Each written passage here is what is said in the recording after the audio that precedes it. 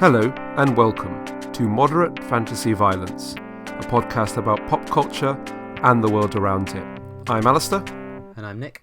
And in today's episode, we will be searching for true love in a variety of different historical locations in Love Everlasting, and then plotting a radical act of environmental resistance in How to Blow Up a Pipeline. But before all of that, Nick, what have you been up to recently? I have been watching the Netflix romance drama Heartstopper. This is, of course, based on the graphic novel by Alice Oseman, and I think she also wrote the adaptation. And this is now in its second year. I think I watched the first season around when it came out last year, but I don't think I mentioned it on the podcast? ?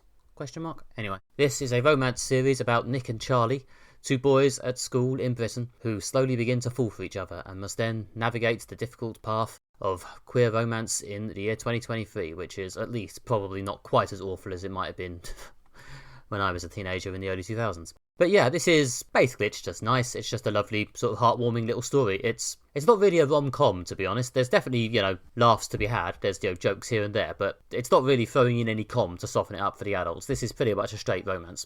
And yeah, it's very sweet. It's very visually pleasant, actually. It's very nice to look at. It has a very sort of coherent feel. It's got this sort of glowing autumnal colours. It's got this sort of on-screen graphics. When a lot of streaming shows look like they've basically just put them in a warehouse and pointed the cameras at them. Yeah, it is nice, but this particular Netflix show does have like a clear defined look and style. It does come away thinking, okay, yeah, there's an aesthetic there. They've thought about how that show's going to look, and they've actually spent the money to achieve it. So yeah, it's not perhaps a huge surprise that this has probably been one of the more successful new Netflix shows of the last couple of years. I believe it'll be back for a third year because a lot of people seem to like it. If you're looking for soul-crushing roller coaster drama, then maybe not. But it's very pleasant, it's very sweet, it's very warm, and yes, it's incredibly good at what it does, and what it does is romance. Yeah, I remember when the first season of this came out, and yeah, it did kind of spread through my social group and the people I follow on Twitter like wildfire. People seem to really respond positively to it. Yeah, it was kind of the first thing Netflix had done in a while that had that kind of, viral success that Netflix used to enjoy a lot before they had competition in the streaming wars. I think it's something probably to do with the kind of pleasant vibes that, as people pointed out, similar to why people like things like The Good Place, that during these dark times, people were responding very well to like positive, uplifting stories.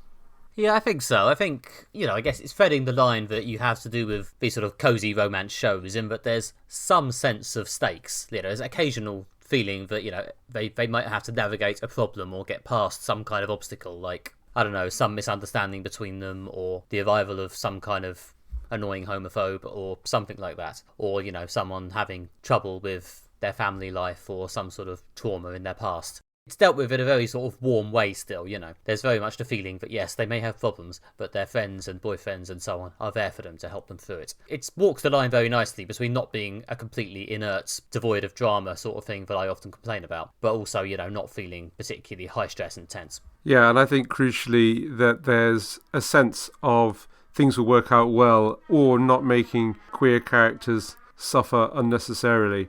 Again, I think a lot of people responded in quite emotionally intense way to the ending of Good Omens Season 2, because I think a lot of people were just rooting for the queer characters to find some happiness and felt, that that's what they wanted from the show but didn't get. And I think one of the things is this is the show that sort of delivers that sense of like things can work out for the best. Well, yeah, but if there's one thing you will find in this show, it's queer characters dating, because nearly every single character in the series is in some kind of queer relationship. I'm sure there's an exception if I thought about it for a few seconds longer, but certainly every major character. But yeah, I guess, to be honest, one of the reasons why kill your gays is a trope and a thing people complain about is often it's the only gay character in the show who gets killed. Yeah. It's probably not as egregious if you've got, say, more than one gay character. Yeah, I think that's another thing that people responded well to the show was the breadth of representation. Yeah, again, not just a show in which there's a gay best friend, a show in which the gay best friend gets to be the main character. Yeah, it does do a good job, I think, of not feeling like an issue show or a very special episode or something. It does just about walk the line of keeping it grounded in a story about the characters rather than just being preachy. I think it's still probably, I'm not someone who has children or works with young people, so I'm literally in no position to say, but I imagine this is probably a good show to watch with young teens and stuff, to show them something about the wider grown-up world without introducing them to anything too horrifying or explicit. Because certainly it's not so completely sexless broadcast. They do occasionally, talk a bit about taking the next step and so on. But it's not explicit or anything in that way. It's very nice. It's very sweet. That sounds good. Well, I'm glad this show is continuing, and it's got a second and you said a third season. Do you know if they're wrapping it up? Is it like a 3-season arc or? I mean, obviously Netflix love to finish things relatively quickly, so they don't have to pay anyone too much money. But I think they'll probably keep this one going a bit longer if they can. I mean, I think there were going to be 5 or 6 graphic novels in the end. So yeah, they'll probably get up to maybe 5 or so series, I reckon, in the end. So yeah, it'll end when it ends. That sounds good. So yeah, that's what I've been watching. It's all been very nice. What have you been up to? So I've been watching the Apple TV show Foundation. Followers of the Twitter feed for the podcast will know that I've been sort of back and forth on this show, and by the ending of this second season I've decided that it's quite good and I would recommend it. I think the crucial insight that I had that kind of brought me around on the show is realise it's best approached more like I think some of the Marvel adaptations of the more obscure characters, in that it's not best thought of as a direct adaptation of the books it's more of a kind of, they've taken a grab bag of various characters, locations, concepts and plot threads from across a lot of like Asimov books, not just Foundation itself, and then sort of woven them into a show with a story they want to tell, rather than sticking closely to the plot of the books. And once you kind of realise this isn't going to be a straight adaptation of the novels, they're going to tell their sort of space epic adventure the way they want to tell it, I think you can get into it and really enjoy it on those terms. Certainly by the end of the second season it does build to a quite big dramatic climax, which I did enjoy, so it's worth sticking with to that point. Yeah, I've sort of noticed both this and Wheel of Time humming along in the background, different streaming services trying to find their fantasy epic, or sci-fi epic, I guess. And in both cases, they seem to have a first season that passed with a bit of a shrug and a second season that's been a bit better received. Yeah, I think it's partly the thing of just like laying down the concepts and characters that you need to establish for people to get into, and then you can kind of build more drama on top of that in later seasons, which is that's definitely something that we've discussed. Quite a few like film and TV franchises follow that format. So and I think Wheel of Time, I need to dive into the second season of that at some point as well. Again, it's another sort of epic series of SSF books, and I guess everyone's searching for their new Game of Thrones, something that's going to be that kind of colossal hit. And obviously people are looking around in the same genre that gave us Game of Thrones. So we've got epic fantasy in Wheel of Time, or epic science fiction in Foundation. Yeah, neither one seems to have caught on to quite the same degree, in that hardly anyone seems to watch them that I follow. No, unfortunately. I think it's partly because it's now we're in the age of streaming. You forget that like Game of Thrones was on like a more accessible network than these kind of like walled garden streaming platforms. I don't know how many people have Apple TV, not a huge number. Although I think of the shows that are on Apple, this has garnered more attention than quite a lot of the shows up there. Obviously, it's not Ted Lasso. I was going to say.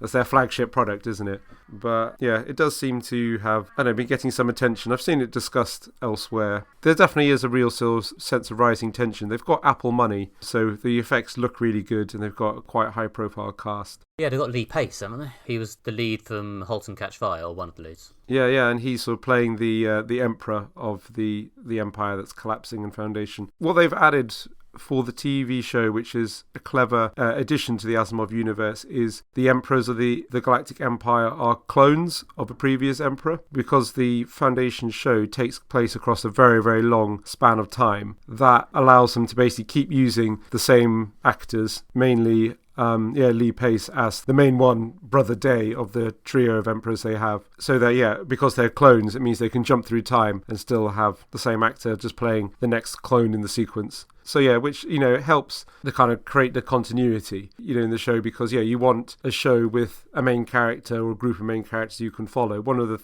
problems with Foundation is it's kind of was originally published as short stories in magazines, so it's like a kind of big chunk of chapters, and then there's a time jump, and pretty much each time there's a time jump there's a whole new set of main characters, which obviously would be a bit confusing for a TV show if it jettisoned its cast every 2 to 3 episodes. So through a few clever tricks, including like having some characters being sort of stored in sleeper pods so they can span the centuries, and a few other plot twists, and mainly this imperial cloning thing, they've managed to preserve their cast and core characters across the very long periods of time that the story is set across. Okay. I mean, I'm always in favour of more Lee Pace, but yeah, it does sound like... No, it always makes it sound interesting. I'm almost tempted to actually watch it now. And there seems to be some people who really like it. There's some people who I think are a bit disappointed that it's not a straight adaptation of the books. Although, again, these sort of 1950s quite hard sci-fi, I don't know if it create the most electric of TV. They've definitely added more battles than the book has. Yeah, I guess the thing with Game of Thrones was it wasn't, especially in the early days, particularly hard fantasy, as many people have said. The fantasy elements don't really come into play much at all until late first season, second, and a lot of the time you could just sort of mistake it for a standard historical drama set in a fictional universe. Yeah, exactly. I think that was one of the appeals of it. And also I think people sort of lost interest or patience with Game of Thrones in the later seasons when it did become a bit more about the kind of the magical plot lines and things like that. People always preferred it when it was sort of court politics plus dragons. I mean, to be fair, one of the things they have taken away is there is a lot of like court intrigue and court politics in this. You know, there's lots of political drama over the empire's collapse and the kind of the struggle of the various emperors to maintain it whilst they sort of feel threatened by the encroaching power of the Foundation as it rises, which is also a theme from the book that they've carried across to this. Yeah, and there's various plot lines involving mysteries of people at the court. Everyone's got their own sort of agendas, things like that. So yeah, I mean, they're kind of taking bits from Game of Thrones like as much as they can.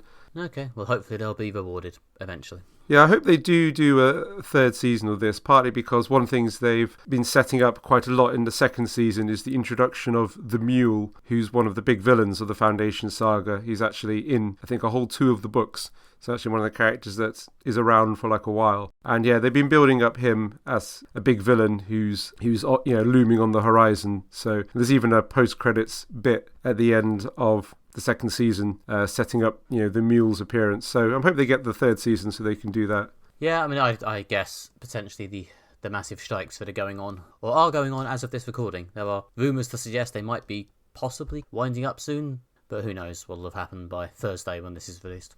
Yeah. But yeah, I imagine the strikes for the last few months have probably played a part in slowing down any big announcements. Yeah, well, there's kind of a giant question mark over everything, really, right now. Like, who knows when we'll get June will be released, June Part 2. Who knows when we'll get more Foundation? Who knows when we'll get other adaptations of classic mid-century science fiction novels? Big questions everyone's asking right here on the podcast. Yeah, stay tuned to the Twitter feed for more updates.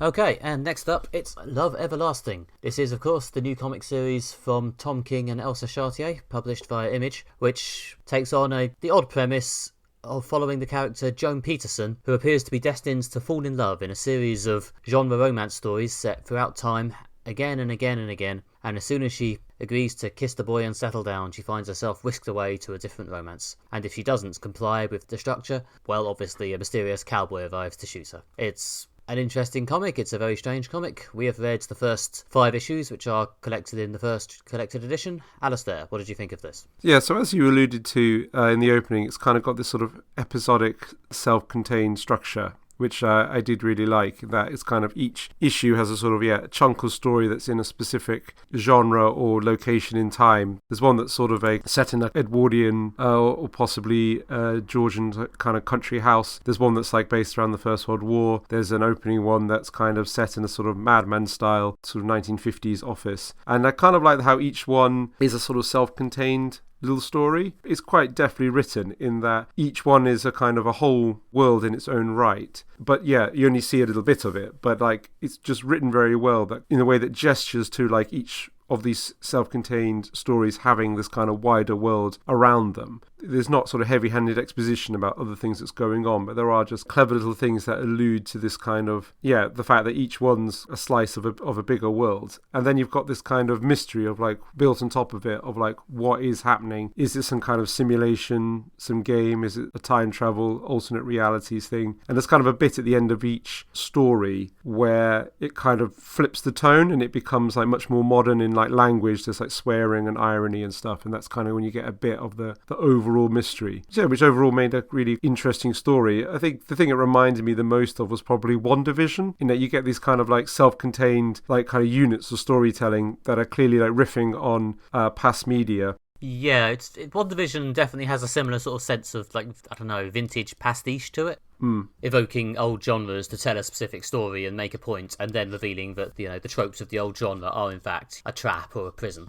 Yeah, formally speaking, this is incredibly good. I like the sort of the way Tom King establishes the sort of rhythm and the tropes and the steps that happen on every single different iteration of this. So that by the time you get to issue 2 or 3, you can sort of, you know what you're meant to expect, and then he can sort of start to subvert it. Like there's issues where she just gives in to the structure and kisses the boy just to make it end because what's happening is so awful. There's times where she tries to escape in various ways. It works, and in order for this to still be readable, because obviously part of what he's doing here is repetition upon repetition upon repetition, which can quickly become, repetitive. He has to, make you buy into the individual iterations and how he's playing it each time and make it seem interesting. And I think for the most part he manages it, and that's impressive in itself. Yeah, well, there's sort of variations each time, which I think keep it interesting. And like, there's a kind of, a different plot line, a different location. Like the First World War one was generally quite heartbreaking. This story about this group of soldiers who come to the bar to drink, to toast one of their number when they die, and each time they come up, there's like fewer and fewer people, and it's generally quite sad. So yeah, and I think that kind of the way it varies, it keeps it fresh and interesting. And also you've got this sense of the big mystery, what is going on, and you've given enough breadcrumbs each time to kind of keep expanding the story, moving you along. And so yeah, the way it's paced kind of keeps you moving through it.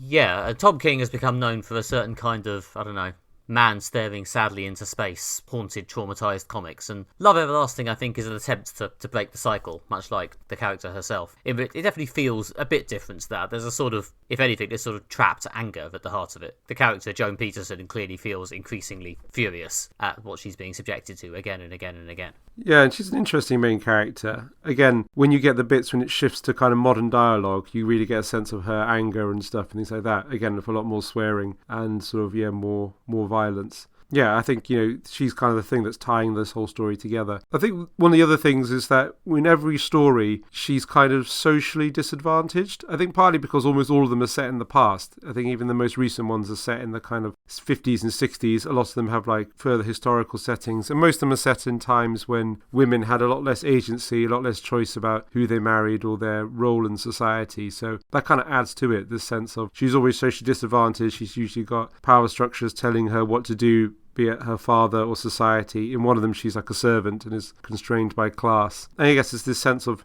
she's pushing back against patriarchal systems as well as pushing back against the kind of whatever system it is, simulation, alternative universe thing that's kind of keeping her trapped in these romance stories. Well, yeah, I mean, it almost feels too obvious to point out, but there's probably a metaphor somewhere in a woman being mowed down by a dude with a gun if she refuses to fall in love and get married like everyone expects her to.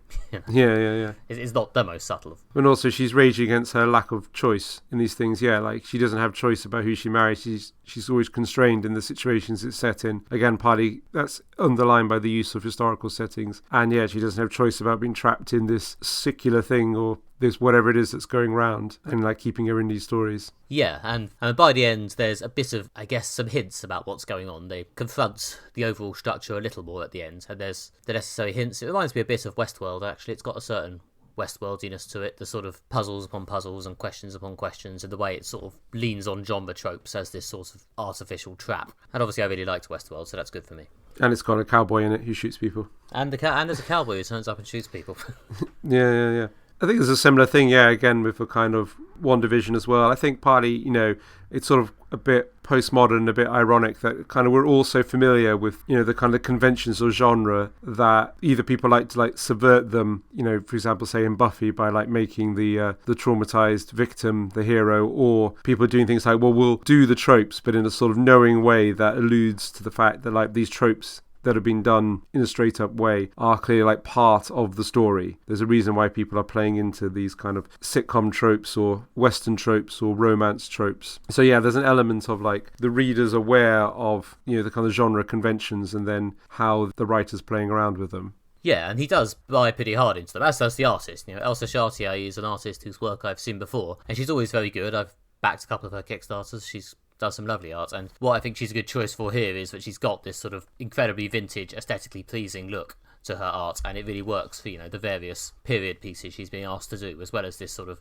romance genre piece. She draws incredibly, attractive, classical looking people, which works quite well for these romance stories. And she's also, doing a lot of the sort of starting with a big splash page and a big dramatic tableau showing the dilemma, which is very sort of classic romance comic. And the series turns that into a sort of a stopping point, a sort of chapter thing. Like whenever the system resets or whatever and throws her back to the beginning of another romance, there's another one of these big chapter heading pages with a title in it. Even like in the middle of the individual issues. Like I think issue 1 actually contains about 3 or 4 of these starting pages to show the system getting reset again and again. And they go all in on this and like have the credits for the comic again and again, even though it's the same credits with the same creators, like 4 times in the same issue. Yeah, I did like that. I thought that was very clever.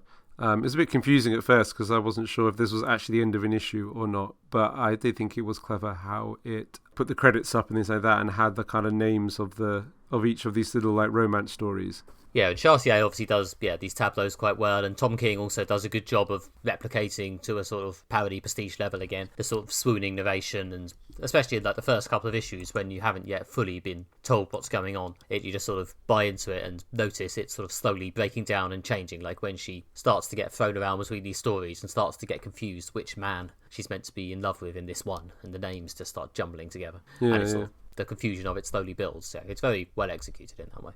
Yeah, no, I thought that worked really well. Part of me wishes I knew kind of more about the history of comics, because I get the feeling they're riffing on quite a lot of kind of romance comics and things like that, again, especially with these title pages and things, and they're bringing in that element of the genre, and also with the deliberately retro art style, which again reflects like the period settings, especially, I don't know, the 1950s and 1960s set stories. Yeah, I think Chartier's art does work particularly well for the 60s. It's very much in that aesthetic, the sort of thick line, attractive people.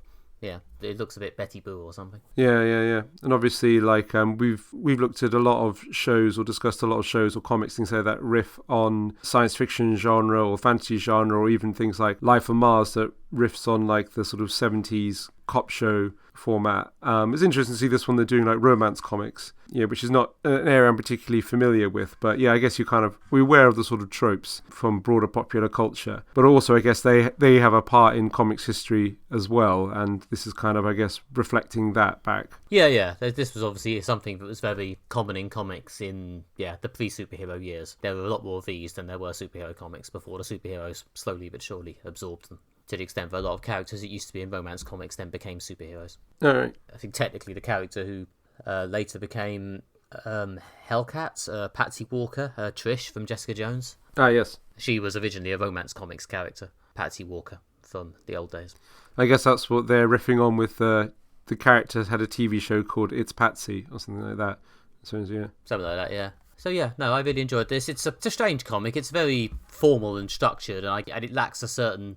I don't know, I guess I was talking earlier with Heartstopper about the warmth and the sweetness and how it just draws you in, because it's so nice to spend time with those guys. Love Everlasting does not really have that. Love Everlasting is very much gives you the cold, imprisoned feel that the character has, even though it's about romance. It's not necessarily quite as, I don't know, addicting and lovely and cuddly, but I found it really good and interesting. Yeah, it's definitely intriguing, and it's got this mystery element that's kind of like pulling you along. Yeah, and I just really wanted to find out what the deal is, what's happening, what the explanation is. I liked how there's a sort of a twist saved pretty much right for the end, but I don't feel the need to spoil that here, because hopefully people will go away and read it. Yeah, the first volume is out now, that's what we've read, and I think the second volume's coming out in only a couple of months, so yeah, I will be buying that.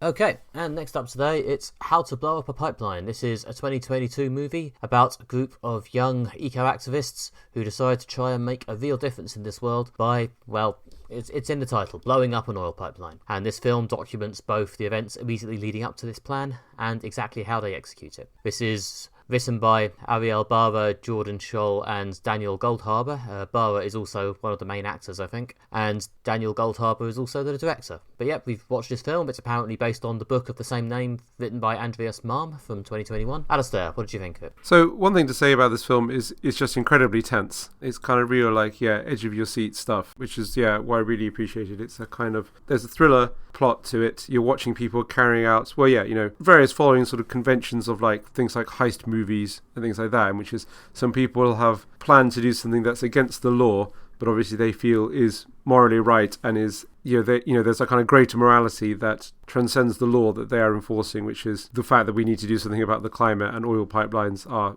really, really bad. And yeah, you kind of see the kind of the planning stages, the execution. You're kind of vaguely aware of the plan, but not its details, and they kind of come together. So yeah, there's a kind of a really good heist-esque crime element that's quite tense to this. Are they going to get away with it? Are they going to pull off his wheels within wheels? And also I like the fact this film is just making a radical political statement, such as, you're on the side of the people who want to commit something that could be considered terrorism, in fact. But the film is very much on their side and saying like, this is something that's necessary, and gets you emotionally invested in them pulling this off. Yeah, I thought this was a decent film, especially as a sort of tense procedural. I thought it did a good job of giving us a surprising amount of detail in exactly how one might blow up a pipeline, and putting us along with the plan, and as you say, sort of drip feeding us exactly what the plan is, exactly what they're planning on doing afterwards, and how they're planning on getting away with it or not getting away with it. But I thought the parts about the plan being executed and the inevitable little things going wrong as it went along were pretty well done. There's some nice twists with the characters, where there's some people who, a couple of the characters are very much just sort of obvious cliches you would expect to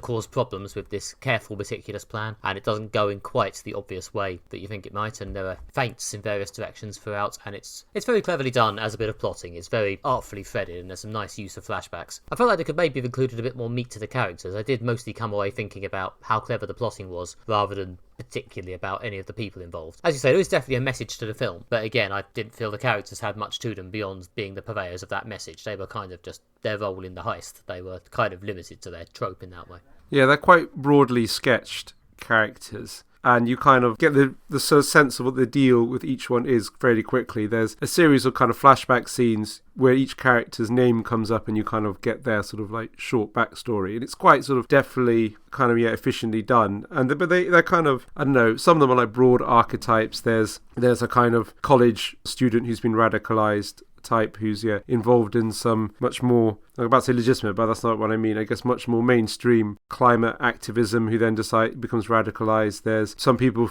who are like from a very poor, disadvantaged background, who I guess are kind of like old left fighting spirit. There's a guy who's you might consider to be on the right, in that he's a sort of Texan with a gun and is very determined to protect his property rights, things like that. It's culturally very different. There's some slightly crusty punk types who are sort of a bit of a tearaways, quite reckless, possibly kind of thrill-seeking and using activism to do that. There's a Native American character who's just kind of angry at the system and the world. There's a few others. So that kind of, each character has like a deal, and they're quite broadly sketched, but you kind of get the sense of who they are quite quickly. But I suppose there's not a lot of nuance to them, although some you get a bit more than others. Yeah, as you say, they have the sort of labelled flashbacks, and a couple of the main characters get a bit more time. Like the main character, I guess, is Sochi, or certainly she's probably the character that gets the most focus. Yeah. Played by Ariel Barber, who's also one of the co-writers. I think some of the characters, they have their named flashbacks, and it lasts about 2 scenes. They did come away a bit thinking, oh, was that it? Is that really all there is? There's one character who doesn't get a named flashback, and there was right up to like quite close to the end of the film, I was thinking, oh, that's deliberate, that's structural. He's going to have some sort of real thing going on with him. There's going to be a named flashback for him that's going to blow this whole thing wide open, much like they did to the pipeline. And no, apparently not. Apparently he just didn't get a flashback because he really is as basic as he seems. Yeah. I mean, it's quite a large cast, I think, say that, yeah. I think they focus in on the ones, I guess, who are kind of the core of the group, because, the flashbacks kind of are how the team come together. And they focus on the ones who are like the kind of the core of the group, and they're the ones with the strongest motivations, who are, there's a woman, like I say, who's working in fossil fuel investment diversification, or basically kind of campaigning to put pressure on institutions to divest their investments and finance away from fossil fuels, and is frustrated by how slow and little progress this is making, and then becomes more radicalized. And I like that fact the film is like quite open about what it has to say, which is like these more quote-unquote like legitimate forms of environmental activism are ineffective, they're not working, they're happening too slow, we need to be more radical. The film doesn't sugarcoat what it has to say, or kind of like try to like obfuscate away from its message of like, no, these more, again, quote-unquote legitimate forms of activism aren't working, it's time to start blowing shit up. It's not a super polemic though, like it's very straightforward in that. I think it does basically agree that what the characters are doing is probably necessary, but it doesn't really yell at you about it, which is, I guess, impressive. It just sort of gets on with it. Yeah, you kind of through this kind of thriller process, and things like that. Yeah, but I guess it leads you to empathise with the characters. Again, there's one who has been given a terminal cancer diagnosis, and again, the one who's been radicalized, it's because, like, yeah, several family members have died, and they're the people who grew up in the vicinity of a petroleum processing plant. There are lots of things about high instances of rare and deadly cancers around these plants and stuff, and they talked about how they go out and play in the rain as kids and come back with their skin burnt and stuff. And what's quite effective is, like, just in the background, some of these scenes, in the background, there's just these huge chemical plants, just like stretching on for miles, sort of belching God knows what into the sky. And it's just all, like, literally wherever you turn in certain scenes, it's like, this is the backdrop to people's lives. It's kind of like, looming on the horizon, the problem that they're fighting. Yeah, as I say, I think it's in some ways, admirable / clever how it doesn't, I guess, feel the need to particularly talk at length about that sort of thing. It does just sort of leave it in the background and leave it as an impression you can get, or as part of the character's backgrounds, or as you say, as part of the literal background of shots. Like, a film like this could be, as I said earlier, a massive polemic, and it really isn't, which weirdly on some level is good and impressive that it still gets its message across, but at other levels almost leaves it feeling strangely cold and procedural and instructive. Yeah, you get sort of little moments between the characters which are quite like the bits of dialogue and stuff. Like, there's one bit when they're talking about, are they going to be considered terrorists? Is it terrorism when they're sort of having a few drinks? And obviously the sort of southern conservative guy is clearly, like, riled by this because he considers himself to be like a patriot and things like that. And this is kind of moments of character interaction. There's like tensions between them. Some of the characters are like, again, these sort of the punk kind of crusty types are a bit more less focused, shall we say, which like creates tensions with some of the other characters. Some of them are clearly like very, kind of radicalized and stuff. Again, there's the Native American guy who's assembling the blasting caps, and he's sort of quite nihilistic, so you get this or that element. Certainly also in the scenes where they're assembling the blasting caps, that is absolutely nail-biting tension. Like, is this guy going to blow himself up at any moment? Yeah, like, I described this film as instructive, but the one emotion it does evoke well is, like, genuine tension and concern about whether they're going to get arrested, shot, or blown up. Yeah. It does have a sort of nice sort of pulsating synth soundtrack, which reminded me vaguely of Uncut Gems, to keep the tension high. Yeah. Did the same job in that film. No, again, it keeps the tension moving. And there's various bits like when they're planting one of the bombs, it falls on one of the characters, and there's just like adding the stakes and stuff. And there's various things that happen along the way that complications arise. Again, it's all kind of like riffing on the heist film in that, like, there's unexpected complications, things happen that kind of just add to it. Also, like, they deviate from the plan in one small way, and that creates sort of repercussions and stuff that just adds to the tension. So it's interesting that, like, it's just stuff we're all familiar with from like heist and crime genres, but I've never seen it done before in people who are doing, I don't know, an act of eco-sabotage. Yeah, and it does a good job of withholding the actual details of the plot until the end to keep the tension high. It's an interesting film. As I say, I thought it was maybe held back from greatness by the fact that I found it quite a sort of cold watch outside of the, like, really tense bits. But interesting film. I mean, it's received sort of quite a lot of attention online just for its political radicalism. I think it's something that actually advocates blowing up a pipeline and stuff and gets you invested in the characters. But I think in this age when, like, there's a lot of politicians like Trudeau and Biden that talk a lot about, we should do something about the environment, but they're still building new pipelines and they're still expanding the oil industry that's kind of choking the planet. So people feel that actually, like, well, if mainstream politics is just going to say one thing and do something else, it's time to take matters into our own hands. And the film very much has this message of, now is the time to take matters into your own hands in a radical way possible. Although it should be said, the characters have a clear mission, which is they're not going to kill any people. They're entirely focused on destroying property. But I think that message has resonated with a lot of people I've seen. So again, websites like places like Blood Knife that discuss radical politics and culture obviously praise this film in a big way. So it's caught on with, I don't know, very online leftists who also watch films. Yeah, I have literally no standing in that community, so I'm just here to talk about it as a piece of narrative. Cool. Yeah, and it certainly works on that level. So if you're, interested in a tense film, go watch. Yeah, no, as I say, it's decent. Of the two things we've covered today, I probably preferred Love Everlasting, but this is fun enough. It's pleasingly short, which obviously gets an extra point from me. If it had included an extra half hour of characterisation, I may well have then complained about it banging on, so... Yeah, and also the low-profile cast is one of those things that allows you to kind of project onto the characters more. There aren't really many or any famous faces in this.